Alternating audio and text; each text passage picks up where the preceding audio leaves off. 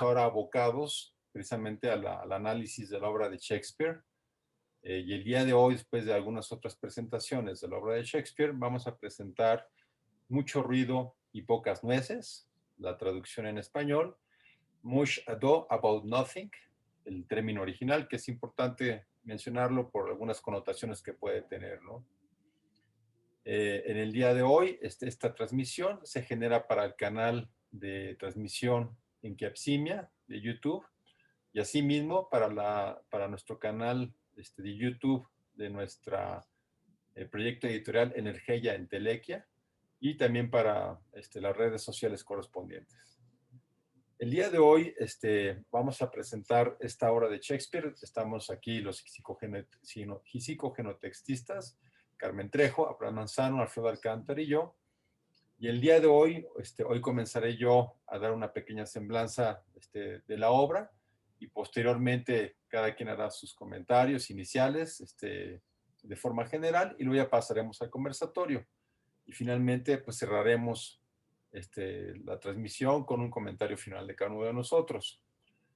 Mucho ruido y pocas nueces es una obra de Shakespeare que precisamente tiene una connotación no de sus grandes tragedias, sino más bien de tipo, de un corte más comedia, en donde hay un tono divertido, hay un tono alegre, no tanto como Much About Nothing, que ya lo comentamos, porque tiene algunas intrigas, pero precisamente el tono general es un tono mucho más ligero y precisamente se presta a ciertos tonos emocionales que despierta la obra. Esta obra probablemente se haya publicado, se haya presentado en el año de 1598, no está muy claro, pero por lo menos en el año 1600 ya estaba claro que se había publicado, ¿no? Esta obra, en cuanto se publica, es muy atractiva para el teatro para Shakespeare. Es representada varias veces. La realeza misma inglesa la pide. Son famosos los personajes de Beatriz y Benedicto, que de alguna manera en esa época todo el mundo los conoció y siglos también posteriores, porque hubo muchas representaciones a lo largo de todos los siglos. En el siglo XVII se hizo muy famosa, con muchas reproducciones, los personajes Beatriz y Benedicto se convirtieron precisamente en los protagonistas principales, aunque son aparentemente protagonistas secundarios, en realidad la intensidad de ambas, la inteligencia de ambas partes, la agudeza de ambos, pues los convirtieron en grandes protagonistas. Posteriormente, ya en este siglo, ha sido llevado a la pantalla, a la televisión, se ha expuesto en muchos países, en muchos idiomas, y en la pantalla, en la industria fílmica, tal vez la exposición más conocida es la de Kenneth Branagh, este actor inglés que se ha dedicado a lo largo de toda su vida a presentarnos la obra de William Shakespeare. Él hace una representación que es muy famosa y que precisamente me parece que él logra, gracias a esta capacidad que tiene y mediante una serie de recortes, manejos de imagen, secuencias, le logra dar una fluidez muy interesante y además recopila todavía la música que trae la obra original, que además es parte de lo que tiene también muy interesante, ¿no? Esta obra.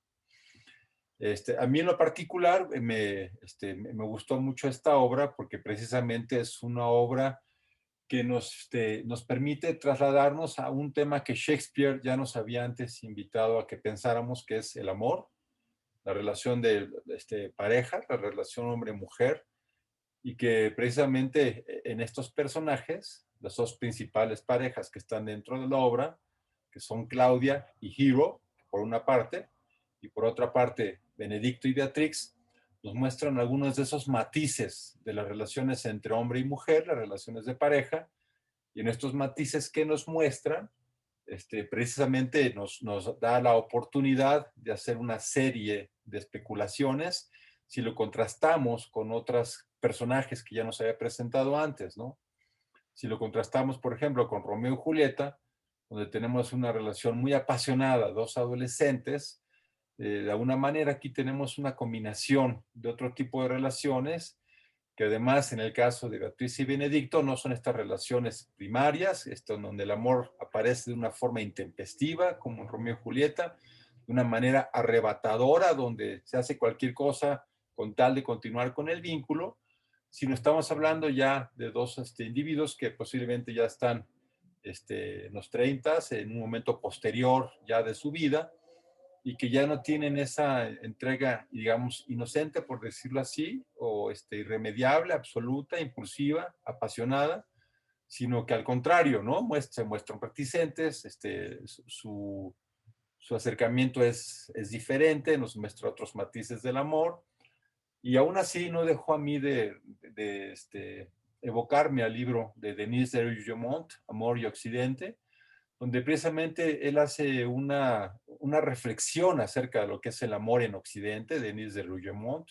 Cuando Denis de Rougemont reflexiona del amor romántico que se ha heredado, ¿no?, en Europa desde entonces, según Denis de Rougemont, desde la época de los cantantes, de los cátaros, de alguna manera, él nos dice que este amor romántico es producto de ese momento de la historia y que es diferente a otros tipos de vínculos emocionales entre hombre y mujer, pero me recordaba mucho precisamente a la obra porque Denis de Rougemont habla de la importancia que se le da al amor romántico como una manera de hacer procesos de acercamiento entre hombre y la mujer, en donde se hace una especie como de idealización del momento del matrimonio, como si ese momento fuera el importante.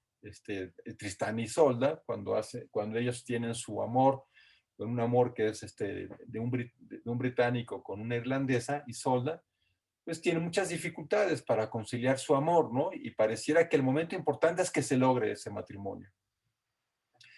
Parece interesante, ¿no? En toda la obra de Shakespeare, que ya está dentro de la monarquía inglesa, pues los matrimonios son concertados y de alguna manera eso marca otra forma de vínculo entre los amores concertados y la importancia que se le da a esa llegada de virginidad al matrimonio.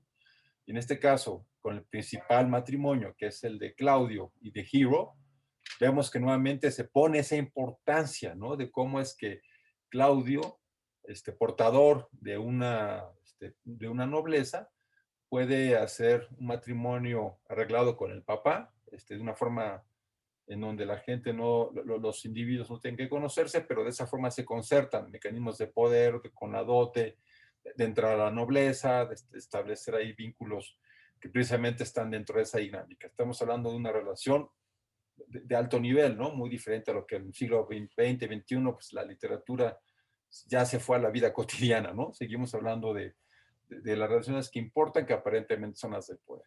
Bueno, con eso yo comenzaría mi participación, como para que cada quien empezara precisamente con su participación inicial y empezáramos nuestro conversatorio. No sé quién quiera seguir de ustedes.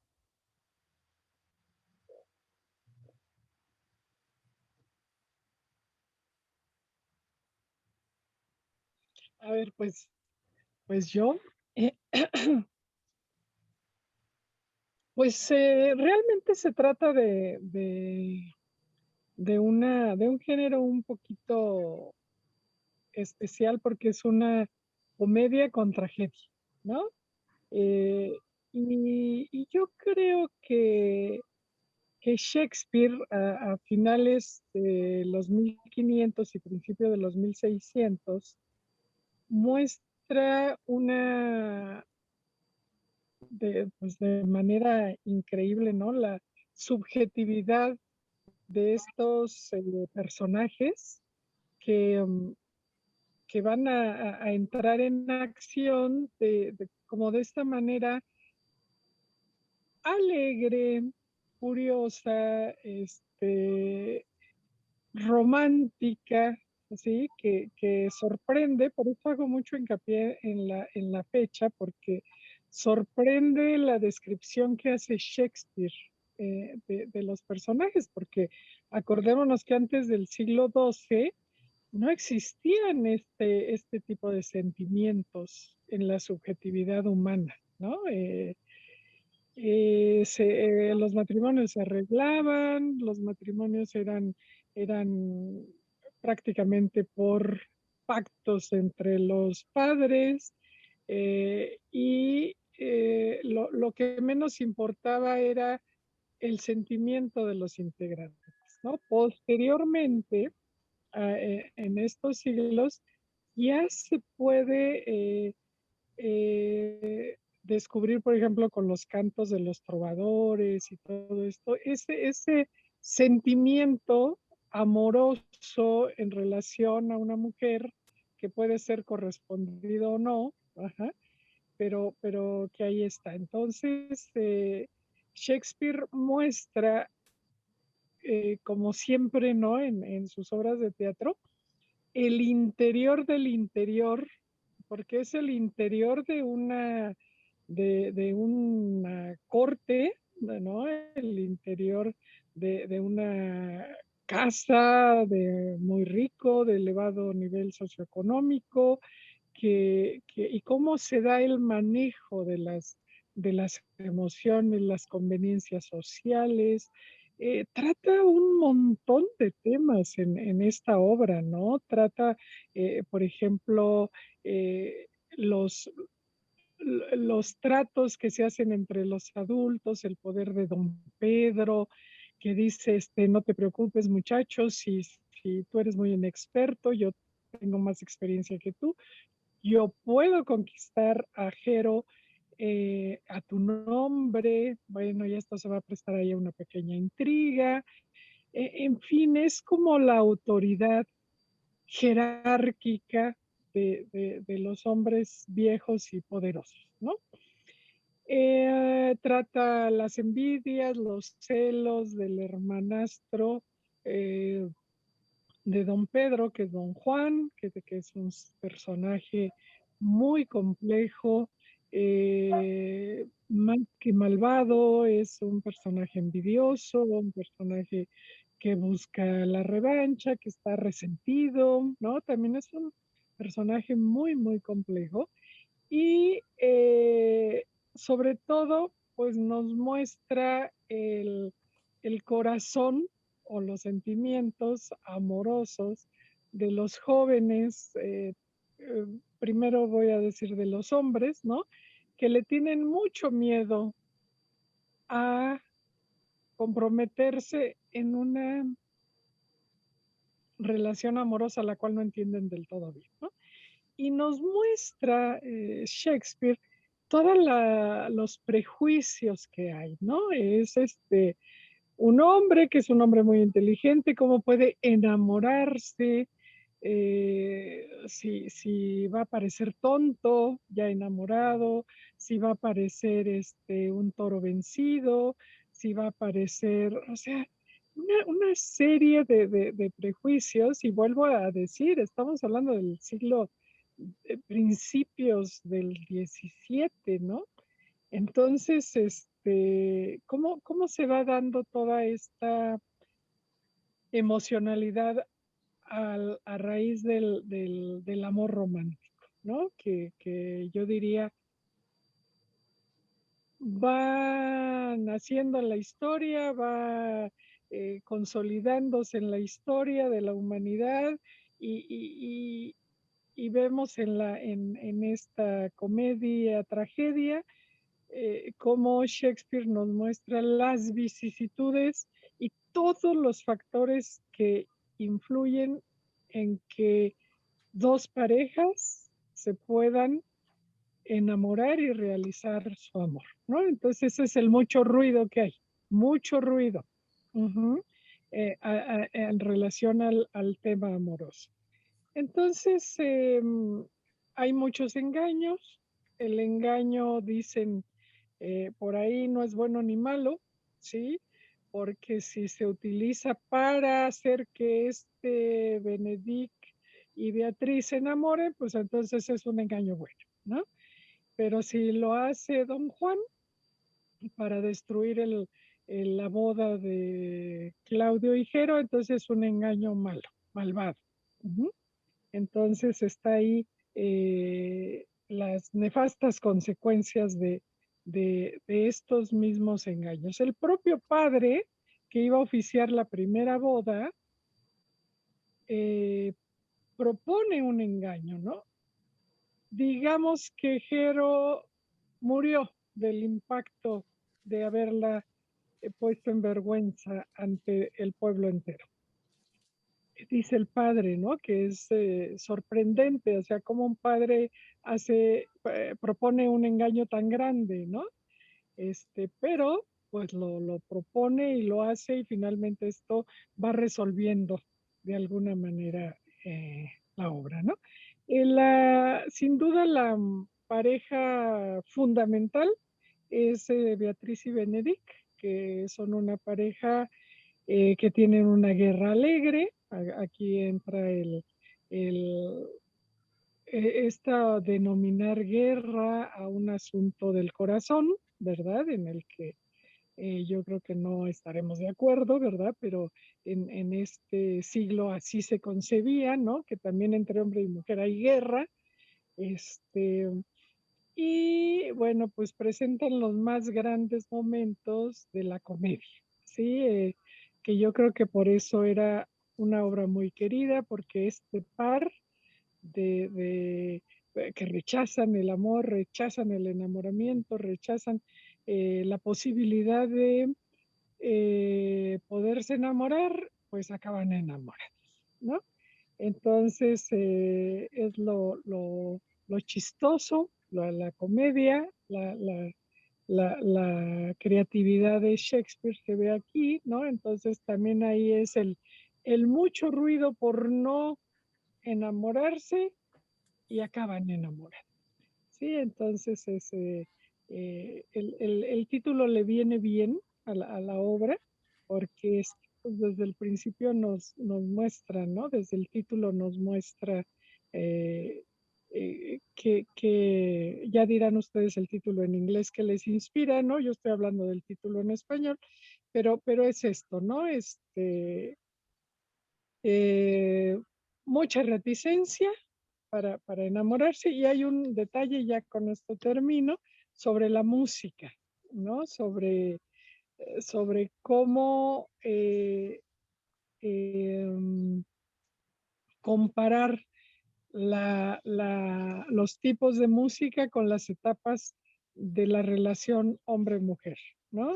No conozco en particular los tipos de música del que hablan, pero es un tipo de música en el enamoramiento, en el acercamiento inicial, después la boda, que el matrimonio, que viene a ser todo correcto, todo impecable, todo de blanco, todo con muchas flores, ¿no? Con música muy bella, ante la presencia del rey, ¿no?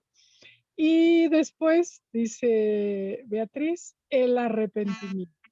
Otro tipo, otro tipo de música seguramente, y así lo señala, ¿no? Pero en esta parte muy ingeniosa de Beatriz, muy clara de una mujer que ya no es adolescente y que ve las cosas con demasiada realidad, ¿no? Y finalmente, pues cae en la intriga de todos los demás y se enamora, ¿no? Pero parece que va a ser un enamoramiento maduro, un enamoramiento sereno, vamos, o al menos así nos lo dejan ver. Y bueno, pues ya con esto terminaría mi participación para oír a los compañeros.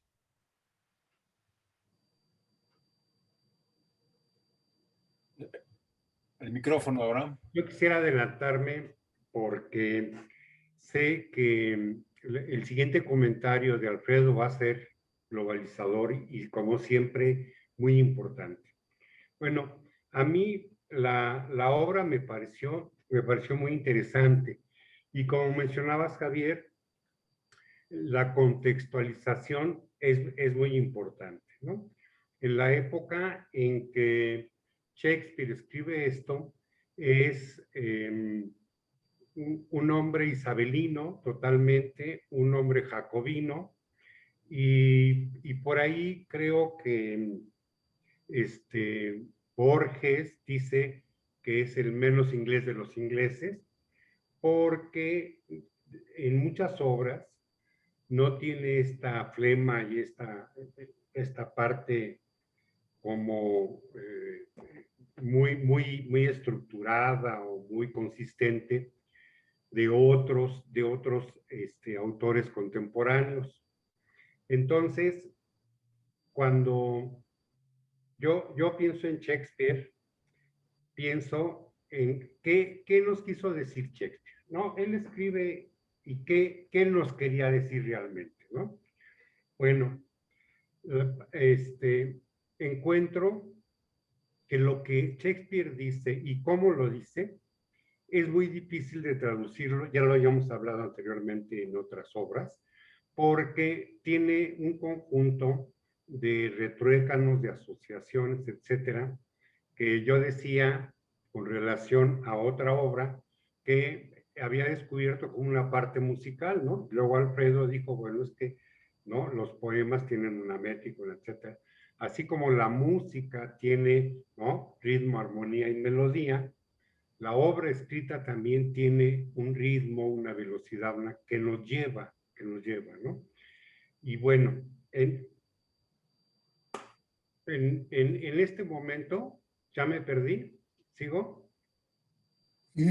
Vas bien, vas bien. Bueno, en este momento, cuando veo algunos detalles de la escritura y la dificultad para traducirlo, yo pienso que se pierde mucho, pero tiene asociaciones, etcétera. En los momentos en que alguno de los personajes tiene como lapsus linguis, ¿no? Dice unos con otros, tienen una connotación que también tiene un sentido sociohistórico del momento en que está sucediendo o está escribiendo la obra, ¿no? Para mí, esta parte es muy importante.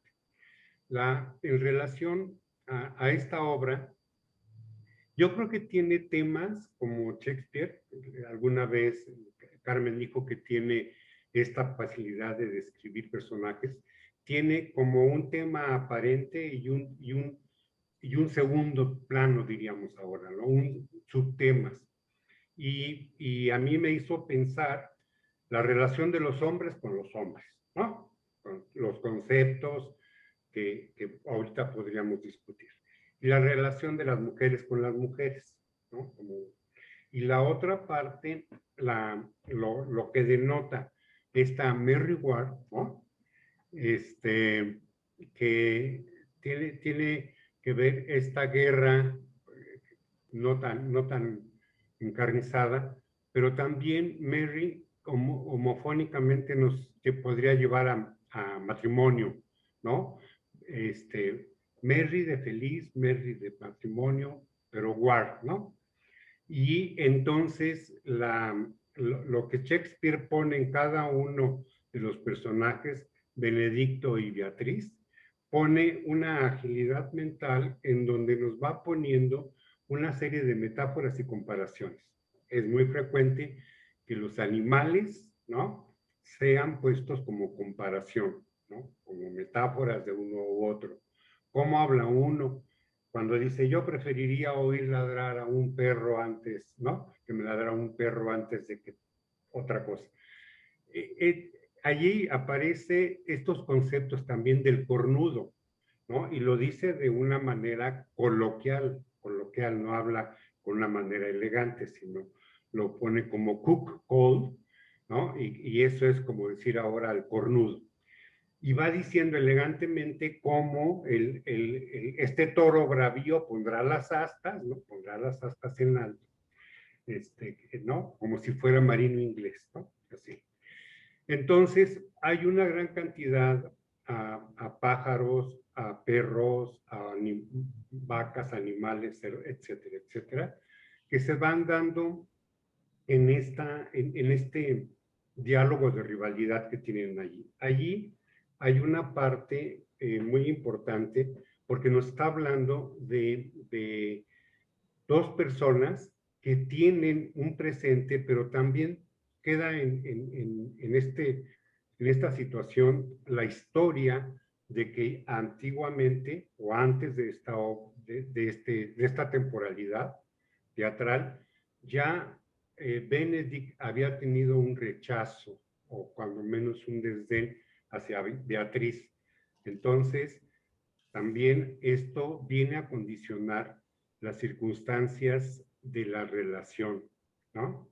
Esto. Entra también ahí el tema de la traición, el tema de las mentiras blancas y negras, etcétera. El tema de la influencia del medio ambiente para hacer concordar a las parejas como un interés. Y que obviamente en esa época también estaba cruzado por a la edad en que se tendrían que casar, ¿no? Se tendrían que casar. Y eso me hace pensar en la época en que la adolescencia adquiere una representación de personalidad tanto biológica como psíquica, ¿no? Antes se acababa de ser niña y ya se era mujer, ¿no? Con la aparición de caracteres sexuales secundarios. Bueno, y entonces, acá nos está hablando una mujer, ¿no? Que ha dejado pasar el tiempo, o ambos han dejado de pasar el tiempo, y cada uno argumenta las beneficios o las ganancias de la soltería, ¿no? Bueno, allí. Hay una serie de personajes secundarios que también tienen una gran importancia porque se vuelven testigos del hecho, porque dijeron, no dijeron, etcétera.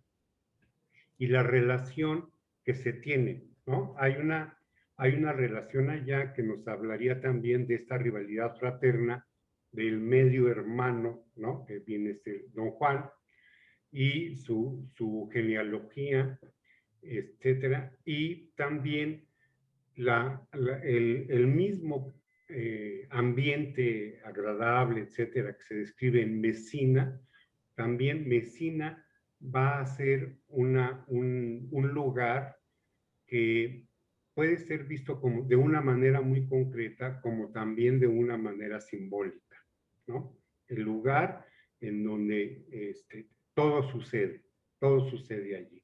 Van cambiando los escenarios, que si el oscurito, que si detrás de los arbustos, etcétera, pero todo tiene una relación. Entonces, estaba viendo que hay una liga entre Dogberry, Berger, Exton, etcétera, con Aragón, ¿no? Así,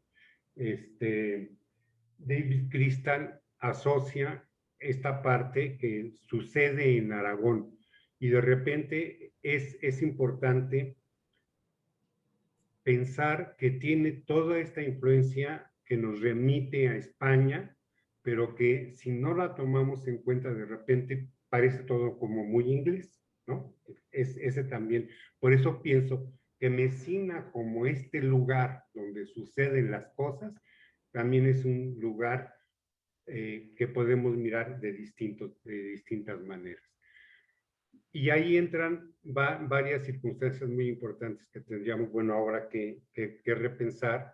La parte de la psicología de cada uno de los personajes. Y como ya había señalado anteriormente Carmen, que es capaz de irnos dando una serie de rasgos para ir pudiendo definir las características de cada uno de los personajes, ¿no? Esto también aquí es importante porque Don Juan, un hijo, un medio hermano o hijo bastardo, etcétera, medio hermano, entonces, no es bastardo, es medio hermano, ¿no? Entonces también hay otros lugares donde se habla de el hijo que no accede completamente al linaje o abiertamente o como de segunda categoría, por allí en el Rey Lear se toca y en otras obras literarias. Bueno, eso lo que me hizo pensar. Ahora, el título que decía Carmen, que me evoca, mucho ado, mos, ado, también es como fus, ¿no? Que es algarabía, alaraca, esto, a eso se refiere el término, como alaraca, alegría, alegoría, ¿no? Entonces, allí la parte de mucho ruido y pocas nueces, también no hay el mucho ruido, es aparente, y lo de pocas nueces no son tan pocas, porque acá lo pone como que al final se resuelve todo, ¿no? Se resuelve todo y ya no pasó nada y todo. Pero el mucho ruido y de las pocas nueces lleva a la muerte simbólica o operativa, ¿no? De Hiro, ¿no? Que fue prácticamente víctima y que a través de tenerse por muerta se reivindica. Porque creo que el padre dice, pues con este escándalo y esta difamación, pues muerta ya está, ¿no? Ahora vamos a ver cómo se desarrollan los hechos, porque una vez muerta, la crítica y el escarnio tendrá que disminuir, ¿no? Y ahí es donde vamos a ver. Esa parte también es muy importante, ¿no? Que cuando se acaba la presunción de inocencia, también se aniquila una parte de la persona, ¿no? Bueno, hasta aquí quisiera dejarlo, ¿no? Y bueno, ustedes siguen. Bien, en esta comedia muy agradable, Shakespeare nos sitúa en el mundo mediterráneo, en el mundo latino, en el cual, al parecer, los sentimientos y las pasiones de los seres humanos son más intensas y notorias que en los países nórdicos o inclusive en el Reino Unido, de la Gran Bretaña, donde fue escrita la obra. Y la obra, pues, en su contenido, aborda los sentimientos amorosos, pero también sentimientos como de envidia,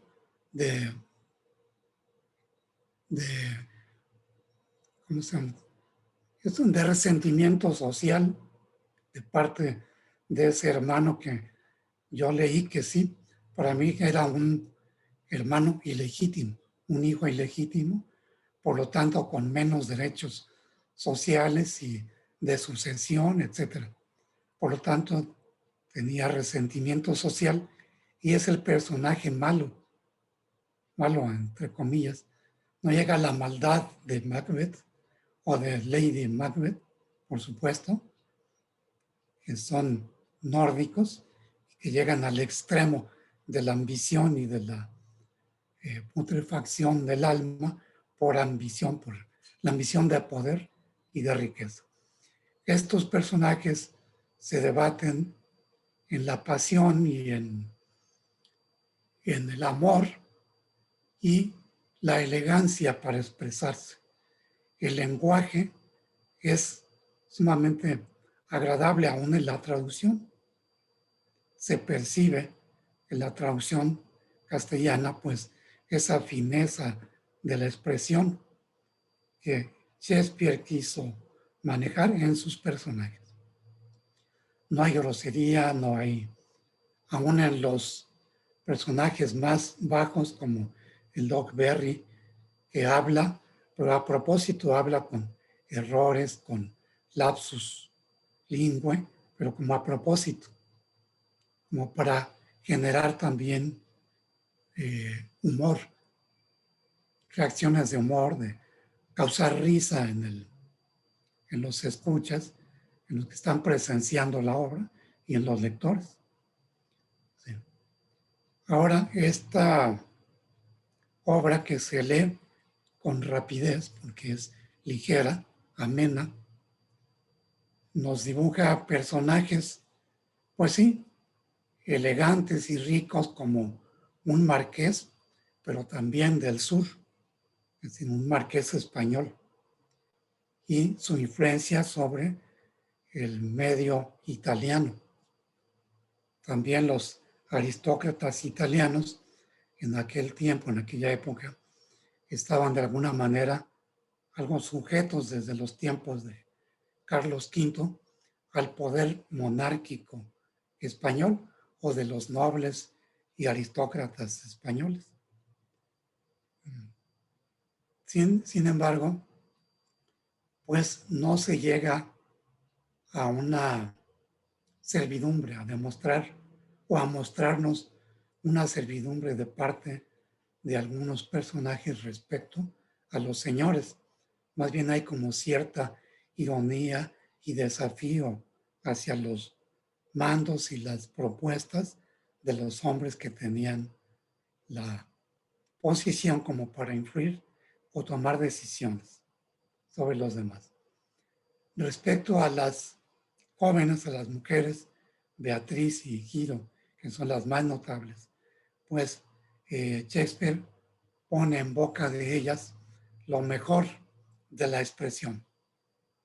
Son elegantes, usan giros algo rebuscados, pero finos, la ironía fina de Beatriz para ocultar su interés, al parecer su interés desde el principio por Benedict. Y Benedict también hablando con ironía de Beatriz, como si la despreciara, como si se burlara de ella y quisieran ocultar sus sentimientos de mutuo interés amoroso, que hasta el final se descubre. Da una sorpresa. Realmente esta pareja sí estaba enamorada. La propuesta del amor como personaje central, no de la ambición y la maldad, como en otras obras, como en las tragedias grandes como Macbeth o Hamlet, sino el amor, la simpatía, la belleza, la juventud de los personajes, la riqueza y la nobleza de los participantes. El padre de Giro, pues es un hombre que está motivado como para tomar venganza, perseguir y castigar a los que hicieron víctima del descrédito de su hija. Sin embargo, no lo hace así. Sí comenta que pues, está muy enojado, ofendido por lo que han hecho a su hija. Y la muerte en esta obra es supuesta.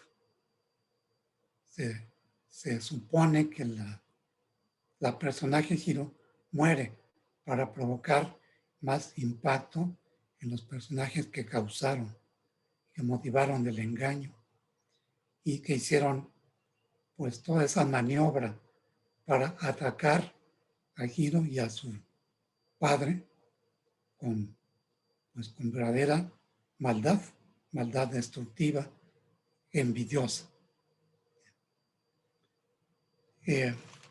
Respecto al amor como batalla, como mencionó Carmen, sí, en realidad es una forma de batallar, como nos lo muestra en los discursos al inicio entre Beatriz y Benedict, que son indirectas o pullas, se dice en el texto, pullas de lenguaje, ironías elegantes, finas, entre uno y otro personaje. De alguna manera es una batalla de lenguajes y de ingenio en los personajes. Recordé las batallas de Flores en unos poblados mexicanos, todavía en los años 50, 60, se encontraban en la plaza principal, girando en sentido contrario, hombres y mujeres, y se lanzaban flores. Ese era el combate de Flores. Es pues como un equivalente de la guerra, de las batallas, de la guerra florida de la época prehispánica, y que también recordé que la mujer parturienta se consideraba una guerrera que estaba enfrentando a la muerte y para dar vida a un nuevo ser. Era una gran batalla entre la vida y la muerte. Si moría, era una guerrera del sol, como los guerreros en batalla. Luego entonces, la mujer en el amor y sus consecuencias, como el embarazo o el parto, son guerreras también. Y el amor es una forma de batallar, porque hay desgaste, hay inversión de energía, hay sentimiento, hay pasión y hay desde luego la intensidad del amor, que es inicialmente un sentimiento, pero se convierte en un incendio pasional. Esto lo quería mencionar inicialmente. Muchas gracias. Híjole, qué honor poder estar con ustedes después de tantos años, porque hay múltiples invitaciones al diálogo, ¿no? Con todo lo que ya han dicho. Y pues yo quería ahí a lo mejor hacer algunas diálogos, ¿no? Y hacer acentuaciones de cosas que ya han dicho.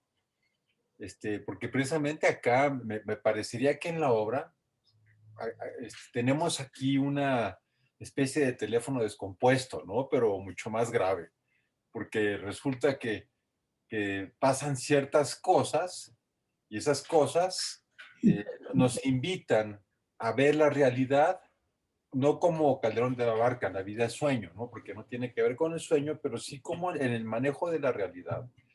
Cómo se manejan las cosas de tal forma que cuando existe esta posibilidad de que Hero, que tiene esa virtud de la virginidad, que habría que hablar de eso, ¿no? De la virginidad de la mujer, finalmente es vista, escuchada, aparentemente teniendo una relación con otra persona, toda esta como idealización que se hace a esa llegada al matrimonio en la virginidad para que Claudia lo pueda desposar, pues de repente se rompe, ¿no? Pues con una trama, no de la fineza de Yago, ¿no? Que hace cosas como mucho más finas, sino un poco más grotescamente y de repente Claudio, Pedro, son incapaces de tener una postura más inteligente, asertiva, de informarse bien, y a la primera se lo creen, por decirlo así, ¿no? Y entonces ahí se dan esos contrastes, que por una parte, Hero tenía que mantenerse virgen, que era su gran virtud, y Margarita, que era su acompañante, pues ella podía tener sexualidad, ¿no? Y no era ningún problema, porque gozaba de los favores de Margarita, el asistente de Juan. Entonces, en ese sentido, se crea un enredo. Y estos enredos que uno diría, bueno, ¿cómo es posible que se enreden en una situación así? Porque si uno se pone a pensar, si logró entrar al cuarto de Hero Margarita, ¿por qué no fueron capaces de decir tanto Hero, que es la afectada directamente, como Beatrix, con esta grandilocuencia que tiene y esta capacidad para hablar? ¿Por qué no dijeron, a ver, qué le pasa? Ayer entre las 2 y la 1 no estábamos en ese cuarto, y rápidamente poner a cuestionar esto, ¿no? Entonces Shakespeare nos envuelve en una esfera misteriosa, ¿no? Como un enredo así se convierte en un gran problema, que al día siguiente, cuando va Claudio a la boda, y entonces la expone en público, ¿no? Su deshonor por haber hecho eso, porque ni Hero, que queda pasmada, que eso llama la atención, ¿no? Una mujer que se queda pasmada, que no es capaz de defenderse, y Beatriz, tan inteligente, no es capaz de decir, a ver, ¿cómo? Ayer no estábamos entre 12 y 1 ahí, ¿no? No son capaces de hacer eso. Y de alguna manera ahí el teléfono es compuesto, entonces Shakespeare nos ofrece en la salida de ese momento tan difícil, es el momento más tenso de la obra, ¿no? Más difícil, donde ella, ¿no? Esta mujer linda es tan maltratada a nivel público en un escarnio público, ¿no? ¿Por qué Claudio tiene que hacerles escarnio? ¿Por qué no simplemente desiste, ¿no? ¿Por qué tiene que esperarse ahí para que todo el mundo la vea? Shakespeare lo que hace ahí es decide matarla, ¿no? Y en este juego que ya hacían ustedes de matarla, al matarla, ¿qué juego se está haciendo ahí? Yo por eso traía Calderón de la Barca, ¿no? Como está deshonrada, la mato, ¿no? Y ya matada, ya así, ya muerta, la gente la puede perdonar. Pero al mismo tiempo es el juego porque entonces te oculto que está viva para que entonces también entren los otros en esta cuestión como de culpabilidad. Y ahí es donde entonces, de forma interesante, tanto Beatrix como Benedicto es cuando se encuentran. Están, como decían ustedes muy bien, ¿no? Ellos están ahí con un amor que además eso es bien interesante por lo que decía Alfredo. Pues todos saben que ellos se atraen, se quieren, se ve que se nota, pues como dicen, el amor y el dinero no se puede ocultar. Todo el mundo sabe que ellos se atraen en las cosas que se dicen entre ellos, saben que hay atracción, pero no son capaces ellos de abrirlo para que se muestren el amor. Y en ese momento de la tragedia es cuando ya entonces, ahora sí se muestran el amor.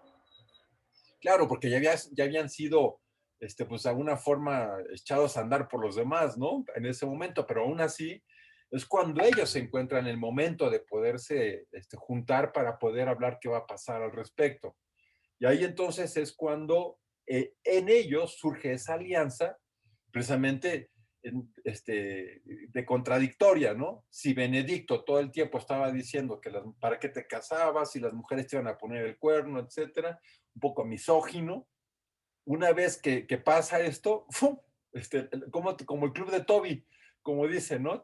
¿Cuándo termina el club de Toby? Cuando llega Lulu, ¿no? Y entonces, es bien interesante que ahí es en ese momento Benedicto cuando dice, sí, mi alianza es contigo, Beatrix, y yo entonces voy a retar, inclusive a Claudio, ¿no? Por haber hecho esto, y voy a desistir del vínculo con Pedro, ¿no? O sea, es más importante el vínculo contigo que con esos hombres.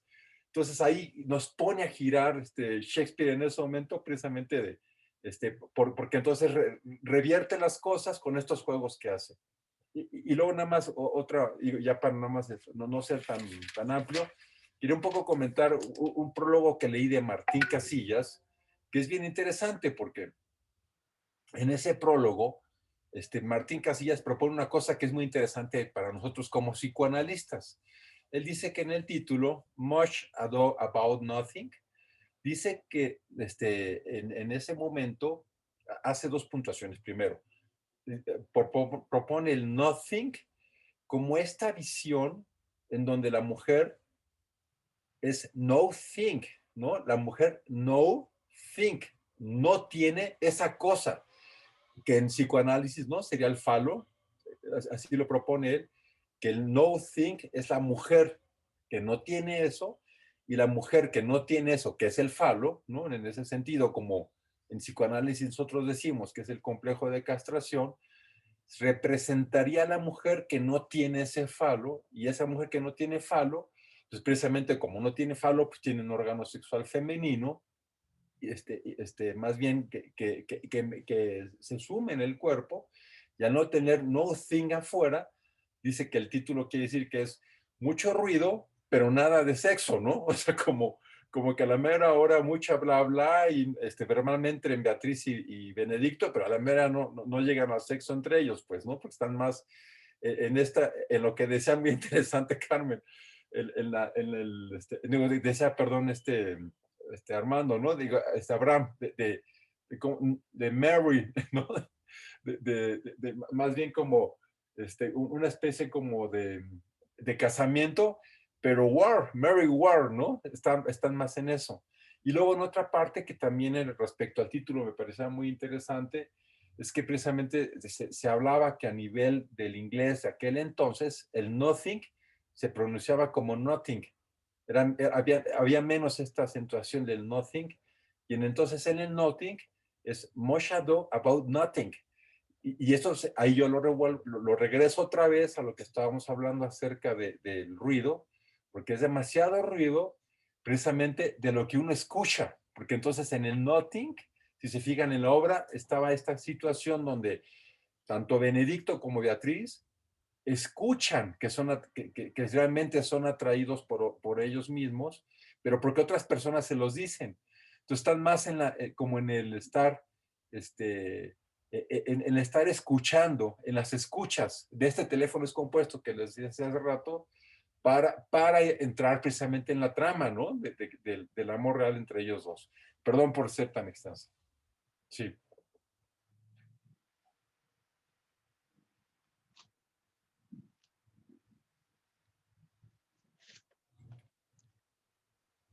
También hay una cierta relevancia de Benedict cuando quiere vengar, quiere participar como joven, como hombre, como caballero, para lavar la afrenta de la prima de su amada.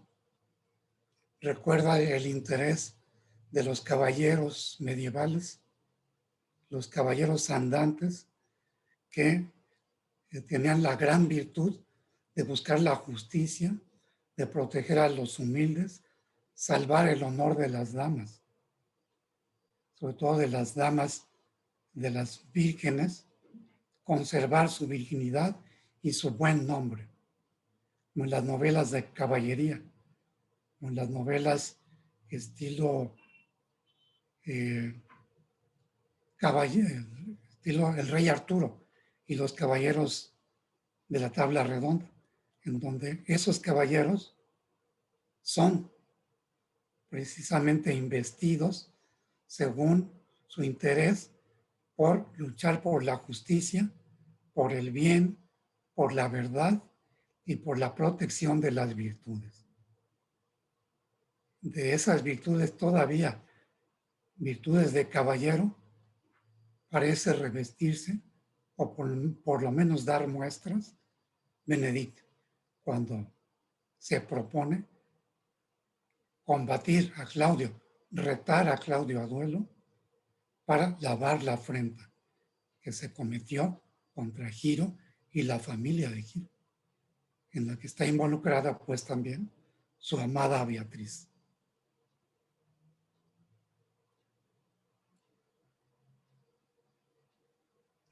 Sí, suena muy interesante esta parte, ¿no? A mí lo que además me llamaba la atención era la actitud de Beatriz, ¿no? Es cierto que en el momento eh, crítico de la boda suspendida de una manera tan ruin, ¿no? Eh, ella se queda callada, o sea, Jero se desmaya, el padre de Jero está furibundo, uno teme que le pase algo en su salud, porque está realmente furibundo, ¿no? Está eh, muy indignado, lastimado en lo más profundo, como padre, como jefe de familia. Y cuando se quedan solos, que todos se van a hacer el plan de que ya Hiro ha muerto, se quedan ellos dos solos, se encuentran amorosamente, pero hay una parte sorprendente en que Beatriz dice, trata de convencer a Benedict de que se bata en duelo y de que trate de recuperar el honor de la prima, ¿no? Esto que decía Alfredo, ¿no? De hacerla de caballero que devuelva el honor a esa joven ofendida. Porque no hay manera de que la joven ofendida se defienda. O sea, aquí llama la atención, no hay manera de que se defienda. Ella alega, soy inocente, nadie la escucha, es la palabra de Claudio con el respaldo de don Pedro y ella, ni Beatriz ni ella tienen voz de defensa, ¿no? Más que el desmayo, vamos, ¿no? El padre un poquito les cree, ¿no? El padre sí les cree. porque ve la cara de inocencia de Jero. Y Beatriz, ya que se quedan solos, parece que de una manera chistosa, de una manera, lo va enredando a Benedict, pero Beatriz dice algo muy importante.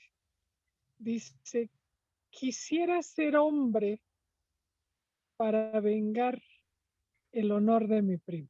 O sea, solo los hombres pueden hacer un movimiento así, ¿sí? Solo los hombres. Y el padre, Leonato, el padre de Jero, intenta hacer eso, ¿no? Intenta hacer eso, pero no sabemos si es que está demasiado afectado, que está demasiado viejo, no creo que sea eso, pero él trata de, ¿no? De batirse en duelo, de retar a Claudio, de lavar la ofensa. Pero el padre ofrece otra salida como más inteligente, digamos, ¿no? Que este mero salvajismo y demás. Pero entonces nosotros podemos ver con esta claridad que la presenta Shakespeare, ¿no? La indefensión de la mujer ante una acusación directa. Y que después, al final, hay una propuesta de engaño simpático de entonces Claudio se casará con mi sobrina que se parece a mi hija Hero ya muerta. Y hay una llegada de estas mujeres todas con antifaz, ¿no? Entonces, como que ese simbolismo de las máscaras, ¿sí? Es bien interesante en Shakespeare, porque nos dice, bueno, según yo, ¿verdad? Que sí, que tanto hombres como mujeres tienen una máscara puesta todo el tiempo en relación a lo social, ¿no? Y que detrás de la máscara, bueno, pues se ocultan seres humanos frágiles, seres humanos que anhelan, Beatriz anhela ser hombre para poder defenderse, porque como mujer no puede, ¿sí? Y y lo chistoso es que a Claudio como que le da igual con quién casarse, ¿no? Dice, ¿y quién es la mujer con la que me voy a casar de todas estas mujeres que tienen la máscara puesta? ¿No? O sea, como que le da igual. Él pretende el ascenso social, el quedar bien con don Pedro, el que Leonato lo perdone, en fin, ¿no? Y la sorpresa es, es Jero, que no murió, ¿sí? Entonces es así, es muy, tiene esta parte de ironía muy fina en Shakespeare de decir, pues le daba igual con quién mujer, con cuál mujer casarse, ¿no? Si no le hubieran quitado el antifaz, pues sería igual, o sea, sería igual, ¿no? Entonces, la condición de la mujer en esa época era tremenda, lo sigue siendo hasta la actualidad, esta no defensa ante la afirmación de un hombre, ¿no? Ella me provocó, por eso le pegué o por eso la violé, ¿no? Que dice el hombre y los jueces le creen, ¿no? Y toda esta Beatriz, como si tiene herramientas de defensa de su propio lenguaje, de sus propias maniobras súper inteligentes para mantener a Benedict un poquito detrás, ¿no? De límite, ¿no? Para que no se acerque a ella, pero socialmente hay influencias que los juntan, los reúnen y finalmente caen en el enamoramiento. Entonces, pues no sé, quería yo como destacar estas cuestiones de la mujer donde efectivamente, y es curioso, ¿no? Que hasta la fecha, ¿no? Se siga dejando la honorabilidad de la familia en relación a la virginidad de la mujer como algo muy importante, ¿no? Y esas acusaciones de has deshonrado a la familia por tal y tal y tal y cual cosa, ¿no? Que es increíble, ¿no? Como Shakespeare nos los hace ver. Estamos hablando del siglo XVI y en la actualidad sigue siendo de un valor vigente, ¿no? Todo esto. Entonces, pues eso, hasta ahí. Mira, a eso me refería en un principio que decía que también Shakespeare nos trae acá la relación de los hombres con los hombres y los hombres con las mujeres, y los hombres con los hombres y entre ellos. La única persona que les dice, oye, pero esto no está bien como crees, bla, bla, bla, es Beatriz, ¿no? Beatriz, en nombre de todas las mujeres, ¿no? Representando a todas las mujeres, pero con una actitud contestataria y no me dejo, etcétera, ¿no? Cuando me refería al diálogo entre hombres, ¿no? Allí hay varios diálogos que se dan entre hombres. Por ejemplo, cuando están hablando de que todas las mujeres son infieles y que todos los hombres acaban con la cornamenta, etcétera. Me recordó también a Mozart con la ópera de Così fan tutte, que quiere decir, así hacen todas, ¿no? Entonces, este diálogo masculino que está teniendo Pedro, Benedicto y Claudio, ¿no? Están hablando de esas y quien pone el miedo a casarse, bla, bla, bla, es Benedicto, ¿no? Como si hubiese tenido una experiencia negativa en relación a la fidelidad, pero así estaba. Entonces, por ahí siguen hablando de esto y Benedict dice una parte, dice, como dice el viejo refrán, hasta la gente más salvaje se somete al amor y al matrimonio, ¿no? Sintiéndose un toro salvaje que cede al yugo de una mujer, los deseos de una mujer, ¿no? Esa parte de ellos, ¿no? De los hombres, cuando están con hombres, es un diálogo masculino, pone distintas características, ¿no? Pero también es un tanto misógino, ¿no? Esa parte, porque el equivalente del matrimonio sería tarde que temprano acabar con los cuernos puestos. Y siguen cada uno de estos tres personajes sigue una ruta distinta en la obra, ¿no? De tal manera que Benedict es de los hombres el que más demuestra su enojo. Claudio, que pudiera ser el más implicado, ¿no? Del honor y todo, se muestra como un poco más tibio. Y entonces, mi idea es que el diálogo entre hombres o el diálogo entre mujeres, cuando dicen, ¿no? Y vamos a decirle, ¿no? Que Benedicto es uyuyuy y que es el hombre más atractivo, inteligente y demás, es un diálogo entre mujeres, ¿no? Cuando estos están diciendo, no, hombres, que todas las mujeres son igual y te ponen el cuerno y vas a hacer el toro, ¿no? Etcétera, también es un diálogo entre hombres. Y que cuando se da un diálogo social más abierto sucede esto que dices, ¿no? Viene el antifaz, ¿no? Bueno, y yo me caso, no sé con quién me voy a casar, pero voy a entrar en la familia, pero creo que va a haber dote, ¿no? Por ahí queda que también va a heredar, etcétera. Y entonces allí la mujer también es no thing, ¿no? Sin la pinta o queda allí como sin ganancia, sin dote, etcétera, pero también como moneda de cambio que está implícito en la época, en la cultura, pues estoy de acuerdo, pero sin embargo, allí van implícitos, ¿no? ¿Cómo es la profundidad de la obra? Pues a según cómo la mires y a según quién la mire, ¿no?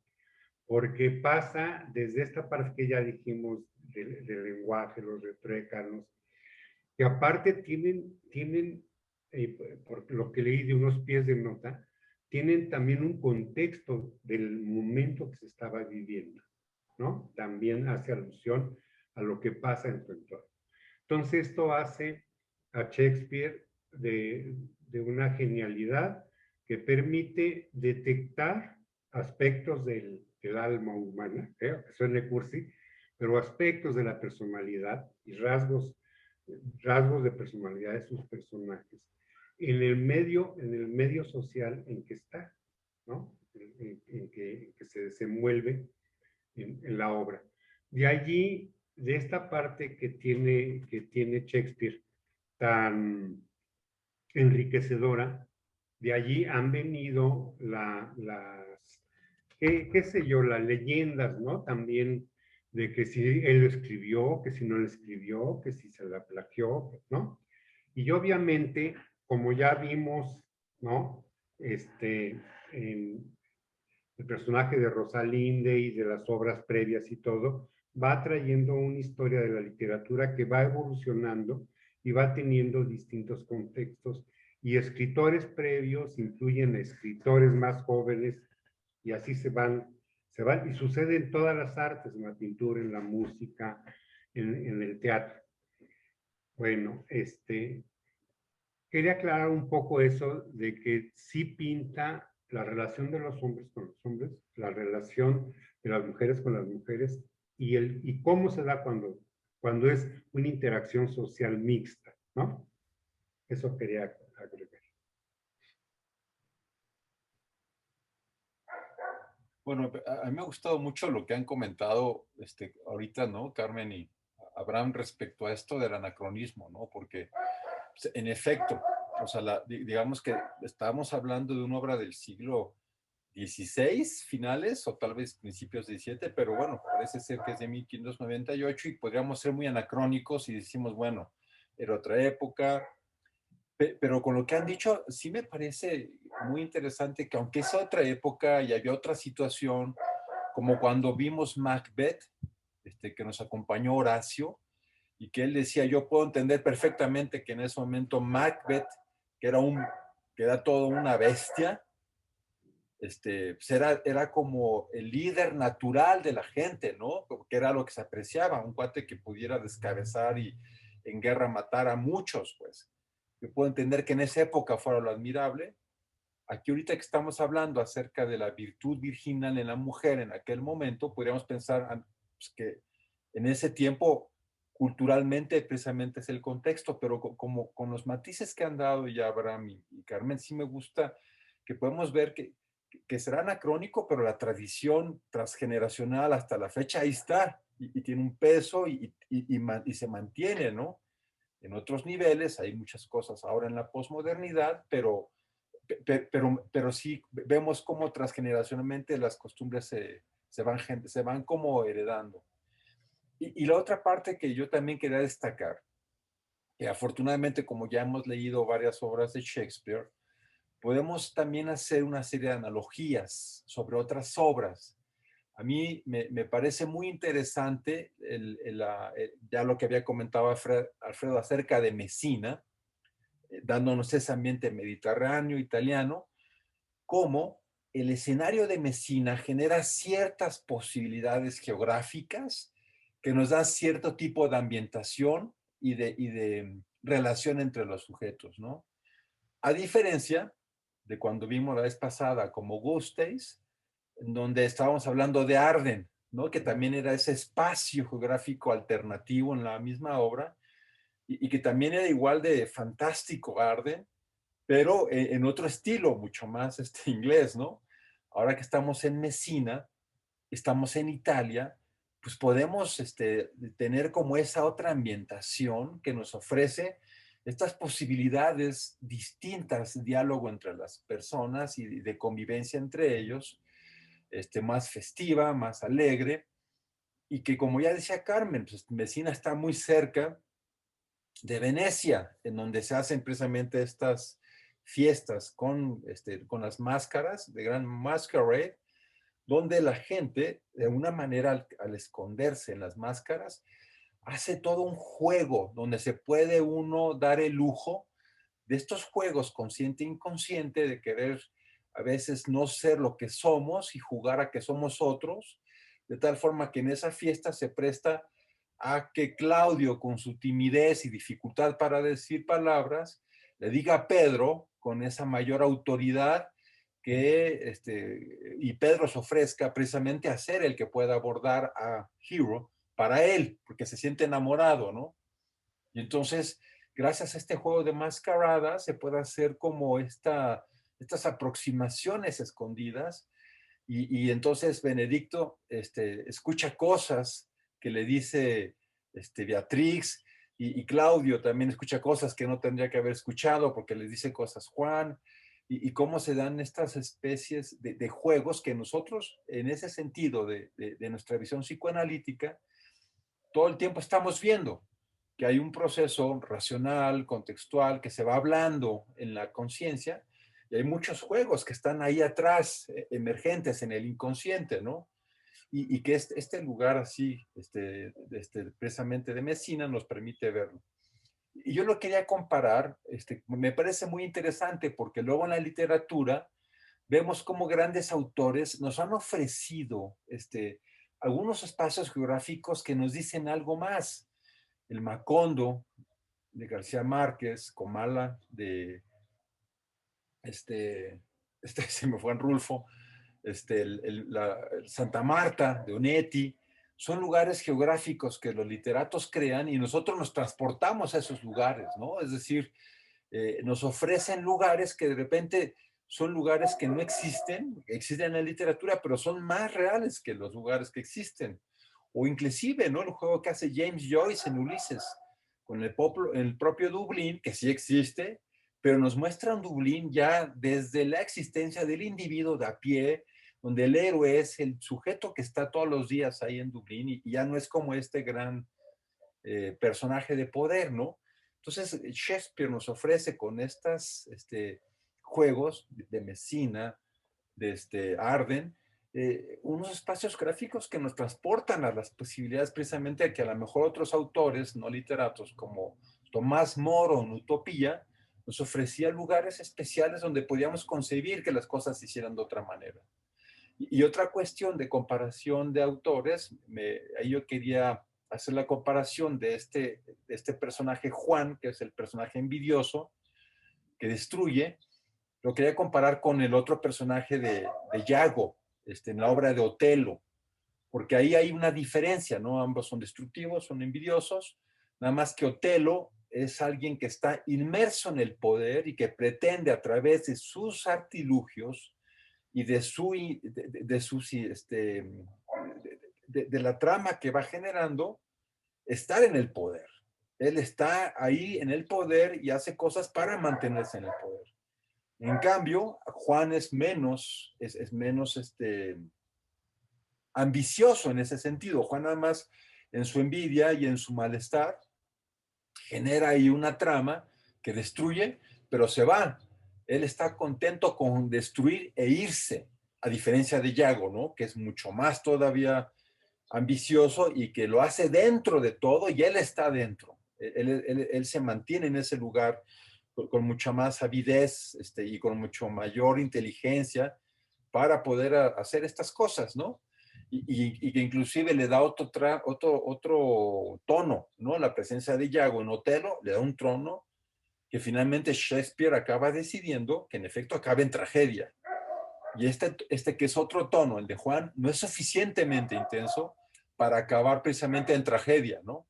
Sino acaba más bien en final feliz, ¿no? Donde el amor finalmente predomina, ¿no? Este amor que tanto hemos tenido en Occidente, ¿no? Si hace rato hablábamos de esto que decimos, cómo se transmite transgeneracionalmente cosas que ya estaban presentes, pues nada más y nada menos que Hollywood, ¿no? El amor hollywoodense de este siglo XX, pues es un amor todavía así romántico, ¿no? Donde finalmente las películas hollywoodenses terminan tradicionalmente en el siglo XX en que se casaba finalmente las parejas, ¿no? Y Y esta obra desde aquel entonces tiene ese final feliz hollywoodense donde todos felices acaban unidos y finalmente ya las dos parejas se conforman y ahora van a ser amigos en lugar de tener ahora, de tener esa posibilidad de confrontación entre Benedicto y entre Claudio, pues acaban siendo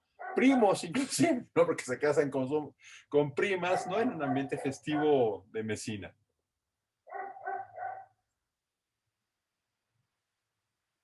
Sí, Abraham, el micrófono nomás.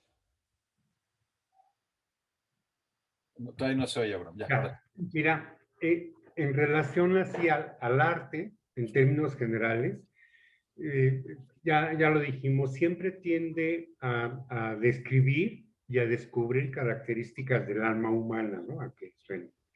Entonces yo me quedé pensando en Tchaikovsky, ¿no? Que Tchaikovsky era homosexual y entonces toda su vida estuvo entre sí y no, y bueno, y por ahí tuvo una benefactora que lo quiso mucho y le dio dinero durante muchos años.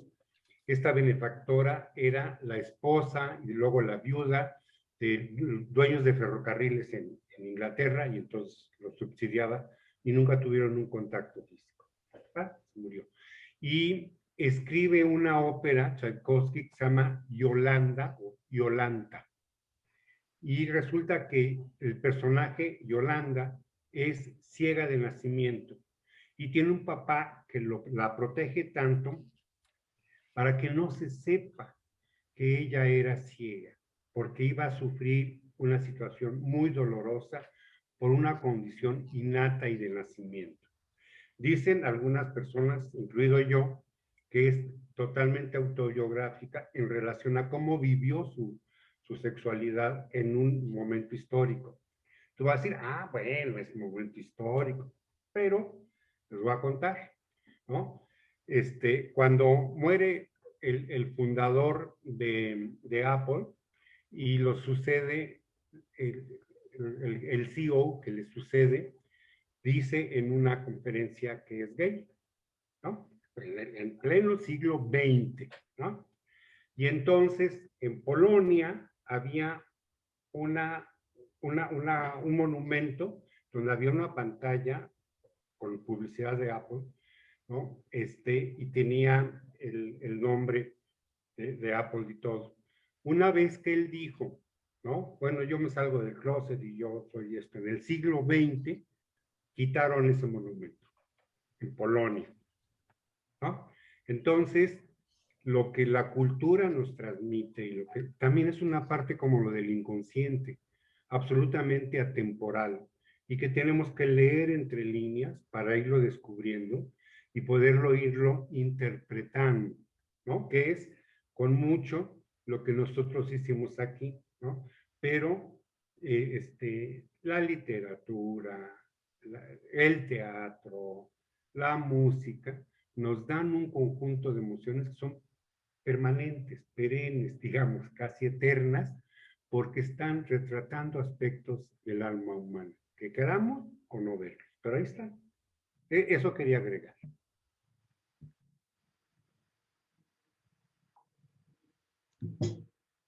Sí, respecto a lo que comenta Javier de las máscaras, pues desde el teatro griego se vienen usando las máscaras y ahí se usó con el sentido de ocultar y mostrar.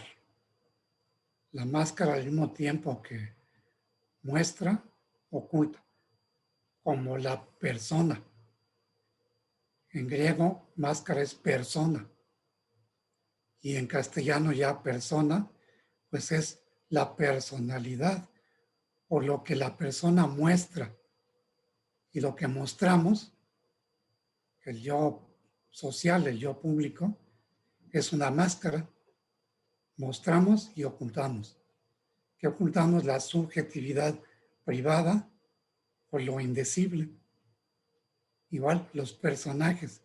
Hay un juego, es un juego que no llega a ser de ocultamiento siniestro, sino un juego en esta obra de estas mujeres que se disfrazan para ver si se distingue cuál es cuál. Como en ese juego de distingues a tu novia, a tu esposa, mirándole solo los talones o solo el cuello, etcétera, mostrando una parte y ocultando otra. Lo que se oculta, pues, es lo subjetivo muy privado y lo inconsciente. Y se muestra lo que socialmente es aceptable y lo que el yo quiere mostrar en público. ¿Qué otra cosa iba a mostrar? Iba a decir. Más sobre el amor romántico. El amor romántico que no es antiguo, no es de la antigüedad.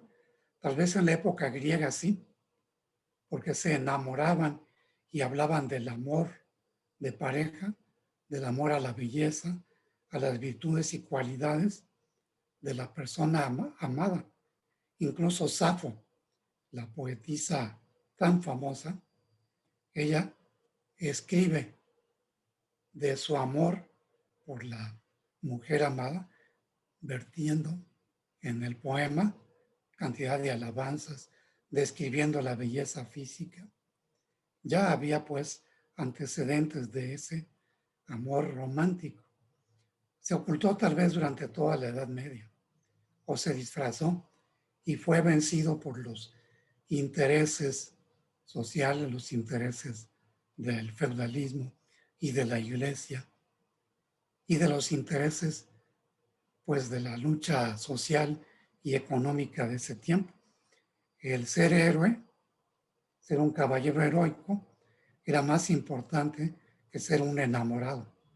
Si lo era para defender el honor de una dama, no para amarla y entregarse plenamente a ella, como lo hace Lohengrin o Ivanhoe, los caballeros clásicos de las novelas de caballería.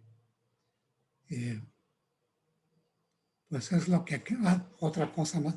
También en la cinematografía mexicana, no solo en Hollywood, sino también en los estudios Churubusco, se filmaron pues historias amorosas muy intensas, historias dramáticas, historias de tristeza, de pérdida, pero también de final feliz, como es esta obra de Shakespeare.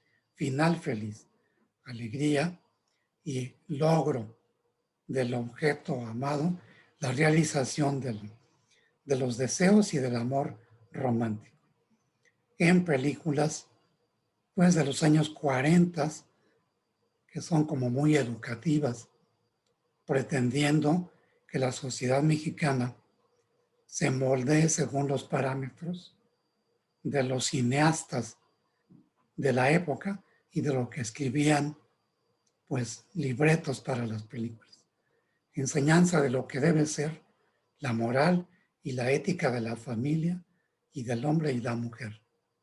En el cine mexicano de los años 30, 40, 50 y todavía algunos 60, hasta que pues vino la debacle del cine y aparecieron las historias de ficheras, que ya es otra cosa. Pero sí se trató de amor romántico y de pareja. En los estudios Churubusco. Gracias. Bueno, yo ahí quería hacer un agregado precisamente de, yo me formé como terapeuta de pareja en el ILEF, ¿no? Y allí en el ILEF hacen ellos una clasificación gruesa de las relaciones de pareja, un poco como guía.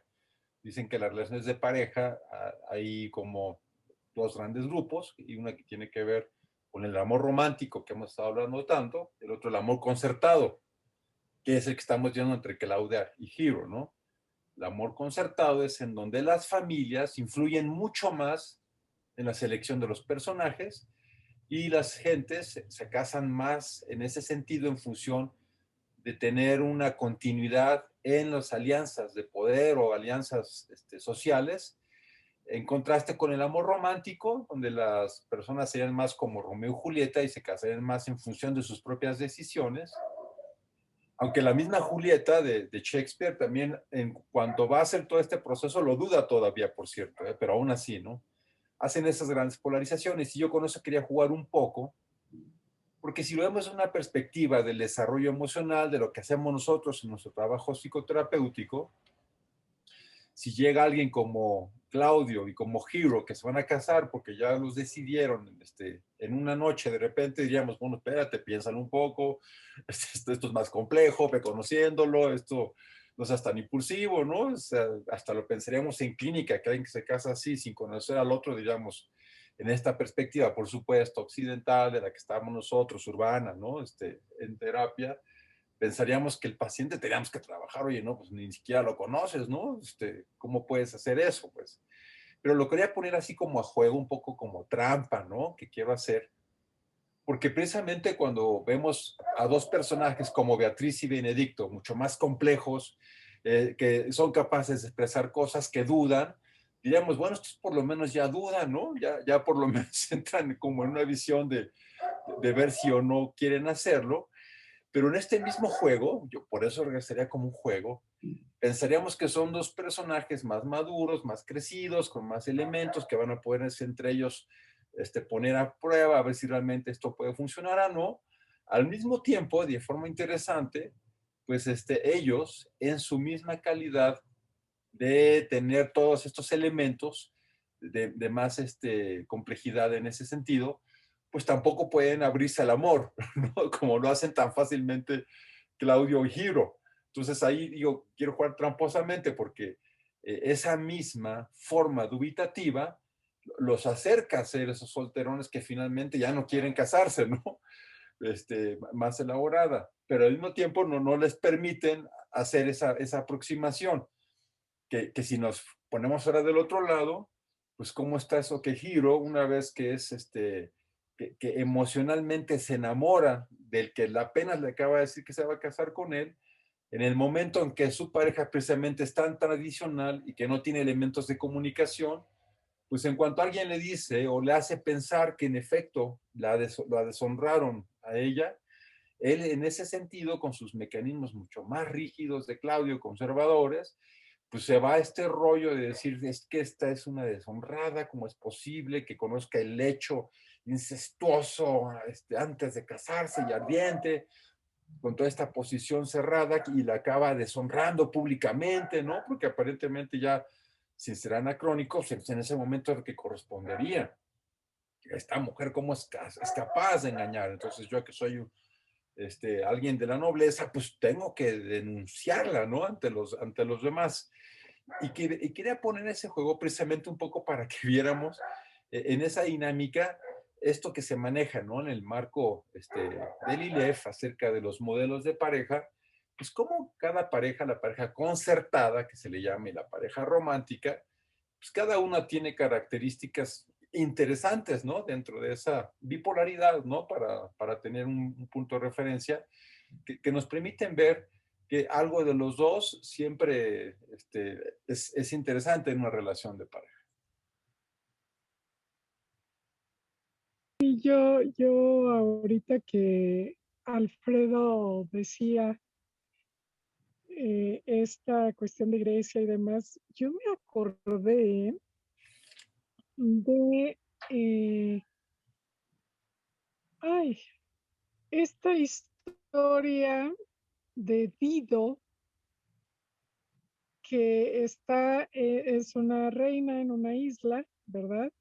Eh, Está descrita, no sé, no me acuerdo, en la Eneida, me parece, Ujú. o en la Ilíada, La Eneida. no me acuerdo. En la Eneida. En la Eneida. En la Sí, Eneida. bueno, pues Dido está ahí muy, muy a gusto, ¿verdad? Llega Eneas y ella se enamora apasionadamente de él, ¿sí? Llega esta diosa y le dice a Eneas, oye, tú tienes una tarea que hacer y no eh, pierdas el tiempo aquí en Amoríos. Y se va sin avisar. En la mañana, cuando ella despierta, cuando Dido despierta, él ya no está y ella sufre una terrorífico tormento de amor y acaba suicidándose. Se dice, o leí por ahí, que esta historia de Dido está inspirada en el amor de Marco Antonio y Cleopatra, que son otra pareja romántica, apasionadísima, súper enamorada, con esta pasión desbordante, ¿no? De la historia antigua. Entonces, que sí, o sea, sí se han descrito estas historias pasionales de amor intenso en la historia. Ahí están en la literatura, representadas de muchísimas maneras, ¿no? Y esto que decía Alfredo me llamó mucho la atención, ¿no? En la Edad Media queda eh, ocultado toda esta subjetividad, todo este sentimientos amorosos quedan ocultados, que seguramente sí los había, pues es una situación humana, ¿no? Pero si se fijan, queda por encima toda la cuestión de amor a Dios, de la religiosidad, de la entrega, de como todo este, y hasta que llega los trovadores, siglo XII, XIII, por ahí, vuelve a emerger el sentimiento eh, amoroso hacia la mujer, que se puede decir o se puede cantar o se puede manifestar. Entonces, pues me gustó mucho esto que dijo Alfredo, ¿no? Como de hacer nosotros una historia, y viene Shakespeare justamente a narrarnos en esta obra, que es una comedia, pero que no quiero decir con comedia que es una obra sencilla, porque todo lo que hemos hablado traduce una obra de una complejidad enorme, donde justo interviene lo concertado, interviene el amor espontáneo pero negado, interviene los convencionalismos sociales, el momento social, lo cultural de ese momento, en fin, una serie de cosas sociohistóricas y demás que intervienen en el solo hecho de que Beatriz y Benedicto puedan juntarse, ¿no?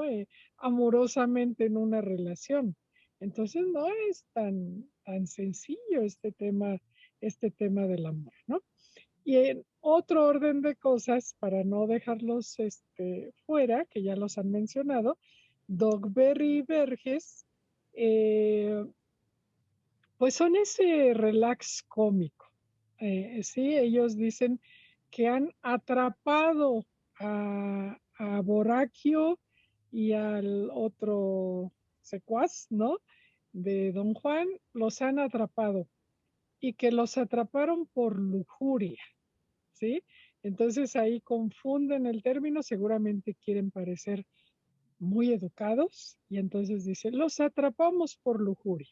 Y lo que en realidad quieren decir es los atrapamos por traición, porque ellos traicionaron la confianza de esta casa, ¿no? Y entonces esos equívocos de la lengua que resultan muy chistosos, aunque dice Bloom que es un chiste que se repite y se repite y se repite y deja de ser gracioso, pues le da un tono de respiro a la tragedia, ¿no? Y yo pensaba ahí, salvadas las proporciones, todas, ¿no? Que era un tanto cuanto cantinflesco el Doc Berry, ¿no? En este sentido de decir una palabra por otra, pero que resulta más chistosa la palabra que se equivocó de lo que en realidad quería decir, en fin, ¿no? Que me gustó ahí como meter esto, ¿no? Entonces, quiere ser sofisticado, pero resulta en el equívoco de la lengua, ¿no? Y bueno, Borachio, el que en realidad hizo el amor con Margaret en el balcón de Jero, confiesa todo con una facilidad enorme, ¿no?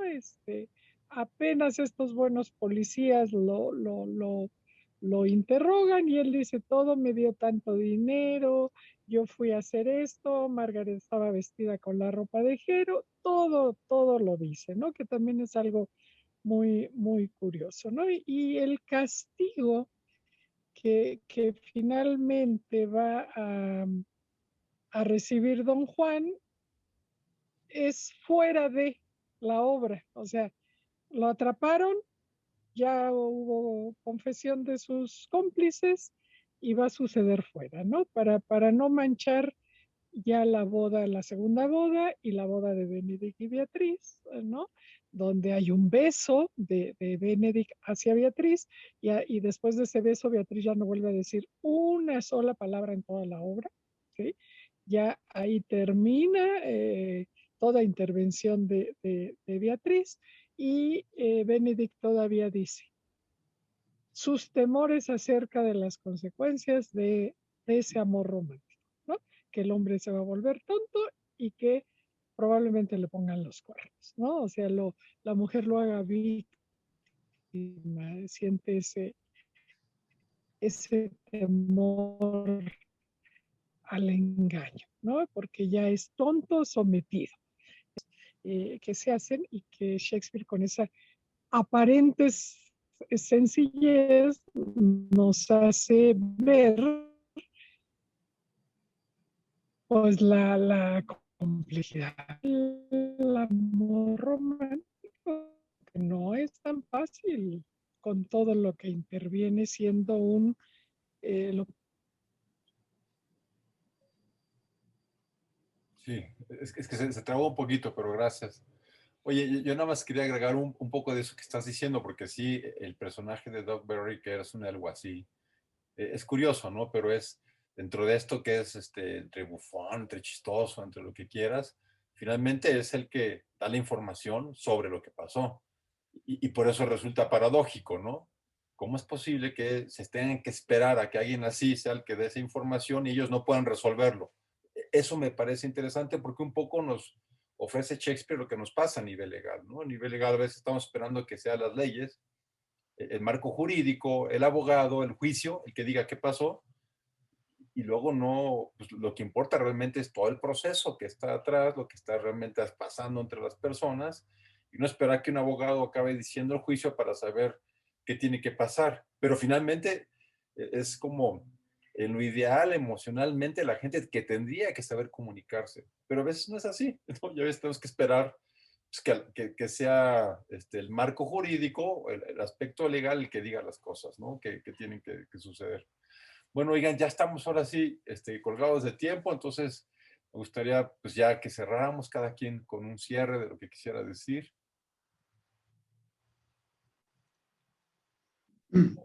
pues Me- yo me la brevemente, ah, está adelante. bien, Alfredo, sí, Es sobre las máscaras en el carnaval.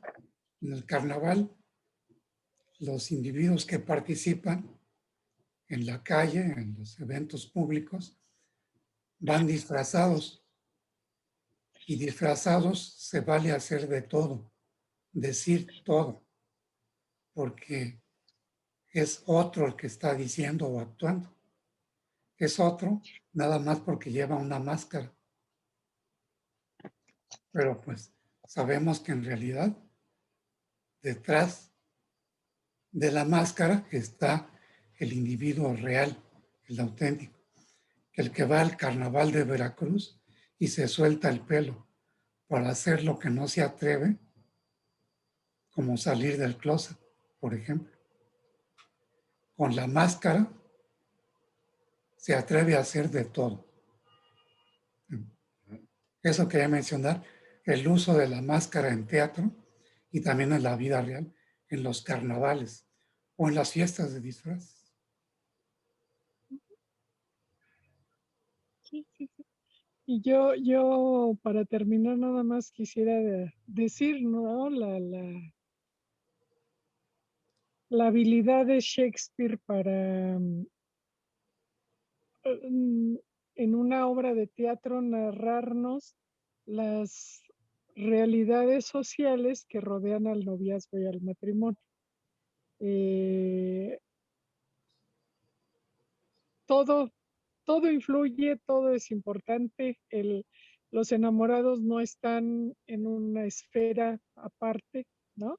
Sino que están involucrados en todas estas cuestiones, desde la máscara, traer la máscara puesta, quitarse la máscara y estar insertos en un momento sociohistórico que va a influir en su romance, que va a influir en sus decisiones románticas, ¿no? Entonces, eh, pues Shakespeare, bueno, lo pone clarísimo, clarísimo, ¿no? Y todo el tiempo con este tono de ironía, un tono de ironía muy, muy fino, ¿no? Ya para terminar, nada más para resaltar este tono de ironía finísimo, ¿no? Dice Benedict, me niego a enamorarme hasta que las tres cualidades se unan en una sola mujer, ¿no? Y aquí lo chistoso es esto. Debe ser rica, debe ser inteligente, debe ser virtuosa, debe ser hermosa, debe ser noble, debe ser excelente música, ¿no? Y entonces uno dice, es que ya se me pasaron las tres, ¿no? Ya se me pasaron las tres virtudes, tres cualidades, ya van como seis y sigue, ¿no? Entonces es muy, les digo, es de esta ironía finísima, finísima de todo lo social, ¿no? Entonces, pues me encantó la obra, me divertí muchísimo y yo creo que la reflexión que hemos hecho, bueno, es de una riqueza bárbara, ¿no? Y todavía no se agota, vamos, hay mucho que decir, pero hasta ahí le dejamos.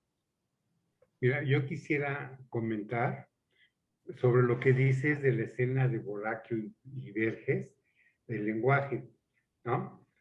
A mí me pareció muy graciosa y en inglés cómo la traducían, ¿no? Y algunos decían que era imposible y todo.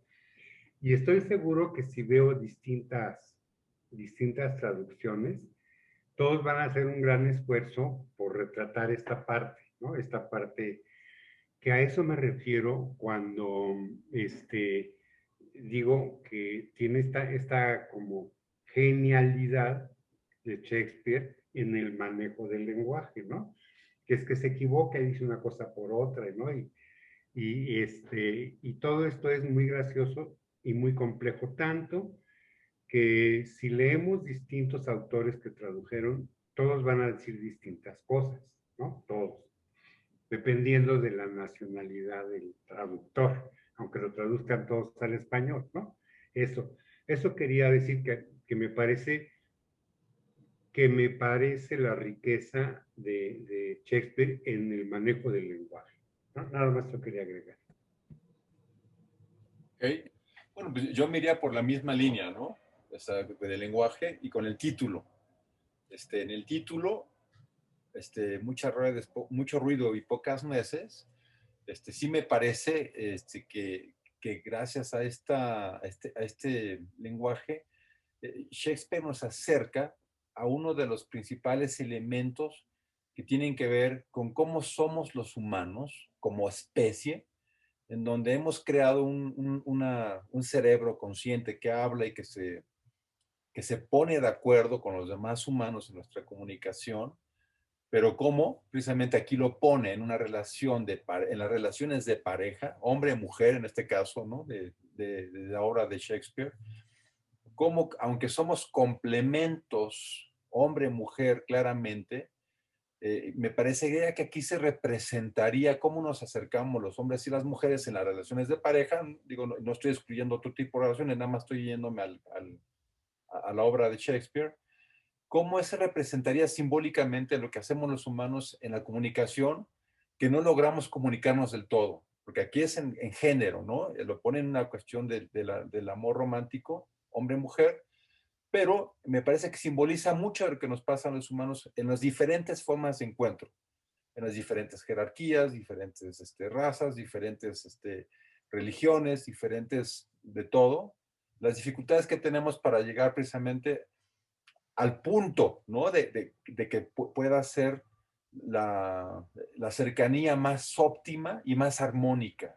Y cómo damos vueltas y nos cuesta trabajo llegar al punto, ¿no? Menos ruido, menos bla, bla, bla y más armonía, ¿no? Bueno, yo así que también quisiera terminar. Bueno, pues nos despedimos el día de hoy y ya nos esperamos a nuestra próxima reunión de Shakespeare. Muchas gracias. Yes.